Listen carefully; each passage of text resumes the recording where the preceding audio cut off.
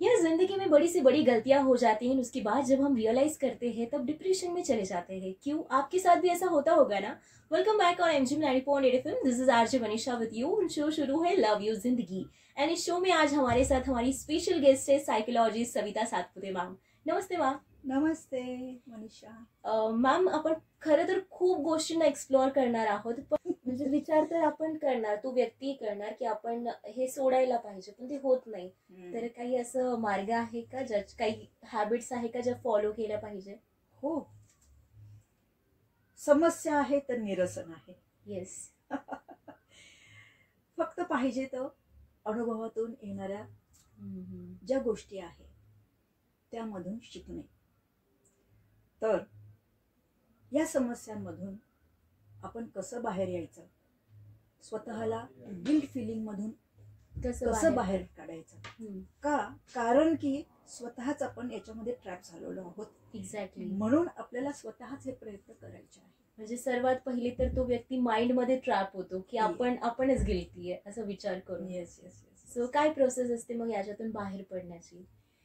याच्यातून बाहेर पडण्यासाठी त्या व्यक्तीने सर्वात आधी चूक बरोबर, चांगलं वाईट, तुझं बरोबर माझं बरोबर, असं केलं तर असं झालं असतं, तसं केलं तर तसं झालं असतं का, असं तसं, त्या सगळ्या मागे पुढे तळ्यात मळ्यातल्या ज्या विचारांच्या ज्या अवस्था आहेत त्याला स्थिर करा.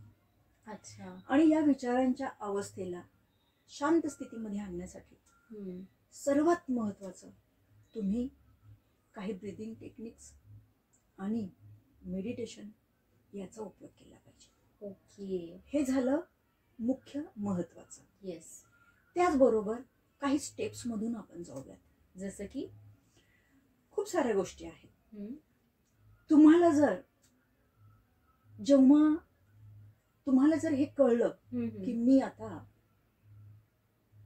अमक्या अमक्या गोष्टीमुळे चुकले आहे किंवा चुकलो आहे, तर खरंच तपासून बघावं ही चूक आहे का, आणि जर खरंच आहे तर ती मी दुरुस्त कशी करावी. त्यासाठी त्या व्यक्तीने ही गोष्ट अवलंबली पाहिजे. मला यातनं बाहेर निघायचंय, हे डिप्रेशन किंवा ही उदासीनता ही माझी आहे आणि ही माझी जबाबदारी आहे. मला यातनं बाहेर निघायचंय. का? कारण की आधी तर मी खूप आनंदी असायचो, आधी मला सगळ्या गोष्टींमध्ये उत्साह वाटायचा, आधी मी बऱ्याच जणांना मदत करायचो, आता मी करू शकत नाही. आणि मनीषा, अजून एक खूप महत्वाचं मला आठवतं, ते मी सांगू इच्छिते. ऑफकोर्स. काही सेंटेन्सेस मी सांगते, म्हणजे इतकं बारीक सूक्ष्म अशी गोष्ट आहे की त्या व्यक्तीच्या वागण्यातून आणि बोलण्यातून आपण बघूया. अच्छा. ओके. जसं आपण बघतो की मला समजा काही गोष्टी जमत नाहीये, समजा मी गिल्ट फील करते आहे आणि मी डिप्रेस्ड आहे. ओके. आणि माझं डिप्रेशन वाढलेलं आहे, परंतु मला कळतं आहे की मला आता हे माझ्याकडनं नाही चुकलं, पण मी ते सोडू शकत नाही.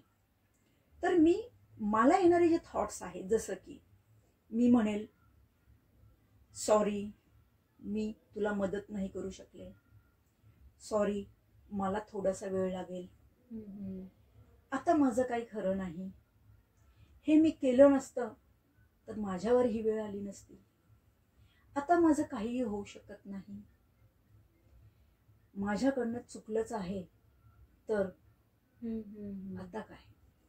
बरोबर. असे सारे सेंटेन्सेस, असे सारे विचार मी बोलत राहिले तर मला हे तपासून बघायला पाहिजे, खरंच ही चूक आहे का, आणि आहे तर मी हो म्हणावी आणि त्याच्यावरती उपाययोजना करावी. अजून महत्वाचं, जर मी लर्निंग प्रोसेस मध्ये असेल तर मी सॉरी नुसतं तात्पुरतं न म्हणता त्यावरती मी ऍक्शन केली पाहिजे आणि तीच चूक परत नाही घडली पाहिजे याची खबरदारी घेतली पाहिजे. म्हणतात चुकीने आपण शिकतो. हो, पण चूक इतक्या वेळेस पण नाही करायची की शिकणं मागे राहावं. अगदी बरोबर. आणि तीच चूक तर अजिबात नक्कीच नको. नाही. हो. मग तर डिप्रेशन मधून बाहेर येण्यासाठी जास्त काळ लागतो. आणि होतं असं की आपल्या करिअरवरती, आपल्या दैनंदिन जीवनावरती याचा खूप विपरीत परिणाम होतो. बिलकुल राईट. असं हे होतं. ओके. सो यातनं बाहेर पडण्यासाठी वेळ लागू शकतो, पण नक्कीच पडू शकतो आपण बाहेर. हो, नक्कीच पडू शकतो. आणि हे स्टेप्स फॉलो केले, तुमच्याशी कन्सर्न केलं तर हे नक्कीच खूप सोपं जाणार आहे सर्वांनाच. अगदी बरोबर. त्याचसोबत मॅम अशा लोकांना जे आपल्याला बघताय, आपल्याला ऐकताय, ह्या लोकांना तुम्ही काय मेसेज देणार की अशा सिच्युएशन मध्ये ते सध्या आहेत, तर ही काउन्सिलिंग वगैरे तर हे नेक्स्ट पार्ट असणार आहे. येस. पण त्याआधी म्हणजे ज्यांच्याकडून अजून घडल्याही नाही चुका, त्यांना काय मेसेज देणार? अगदी बरोबर. एक वक्तव्य मी करू इच्छिते. येस. तुमचं रुटीन जर व्यवस्थित आहे तर तुमचं मेंटल स्टेट व्यवस्थित आहे, हे नेहमी लक्षात घ्या. आणि तुमचं मेंटल स्टेट जेव्हा व्यवस्थित असतं ना, तेव्हा तुमचं रुटीन व्यवस्थित असतं. तर प्रत्येकाने हे तपासलं पाहिजे, माझ्या रुटीन मध्ये मी सातत्य आणि व्यवस्थितपणा आणू शकत आहे का नाही. आणू शकत नसेल तर प्रयत्नपूर्वक आणावा. त्यासाठी सारखं सारखं मोटिवेशनल स्पीच किंवा मोटिवेशनल रीडिंग किंवा मोटिवेशनच घेत राहणं फक्त आणि फक्त आणि ऍक्शन न करणं हे थांबवावं. ओके. सगळ्यात महत्वाचं, सोशल मीडियावरती याची जास्तीत जास्त माहिती घेण्यापेक्षा बुक्स रीड कराव्या. Self help books. येस. त्याच्या नोट्स काढणं, एक एक ऍक्शन मधून जाणं हे करावं. मेडिटेशन व्यवस्थित व्यक्तीकडनं शिकावं. व्यवस्थित इन द सेन्स की ज्या एक्सपिरियन्स आहे. थोडीशी पॉज व्हायला लागली गिल्टच्या या विषयात. एक रिसोर्स पर्सन ज्यांचा चांगला अनुभव आहे मेडिटेशनचा, एक ट्रस्टवरती, इंटरेस्ट पण महत्वाचं आहे आणि हो. ट्रस्ट पण महत्वाचं आहे. शिकवणाऱ्याला इंटरेस्ट पाहिजे, शिकणाऱ्यालाही पाहिजे आणि महत्व कळलं पाहिजे. बरोबर. आणि ब्रीदिंग टेक्निक्स. आणि अजून महत्वाचं तुमचं डाएट व्हेरी ट्रू व्यवस्थित पाहिजे. व्यवस्थित in the sense balanced exercise आणि सगळ्या गोष्टी. याच्यामध्ये काय होतं की तुमच्या फिजिओलॉजिकल ज्या गोष्टी आहेत त्या इंटॅक्ट राहतात. तुमचं B12 जर कमी झालं असेल, डी कमी झालं असेल, विटॅमिन डी कमी झालं असेल, बऱ्याचशा गोष्टी, तर याच्यासाठी तुम्ही ब्लड टेस्ट करून घ्या, CBCT, ज्याच्यामुळे तुम्हाला तुमच्या फिजिओलॉजिकल गोष्टींवरती जास्त इम्प्रूव्हमेंट आणता येईल.